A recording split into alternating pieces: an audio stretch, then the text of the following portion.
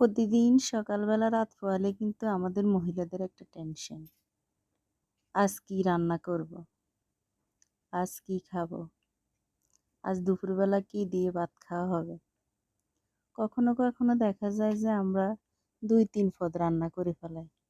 আবার কখনো কখনো দেখা যায় যে হাতের কাছে রান্না করার মতো কিছুই থাকে না, বা বাজার থেকেও আনার মতো লোক থাকে না, বা কখনো কখনো টাকাও থাকে না হাতে।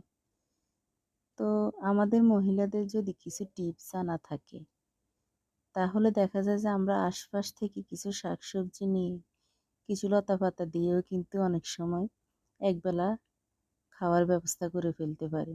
যেমন দেখেন, আমি আজকে আমার তেমন একটা কিছু রান্না করা ছিল না, তবুও আমি কি করছি জানেন? কচু পাতা দিয়ে ভর্তা বানিয়ে ফেললাম। খেতে অনেকটা মজা।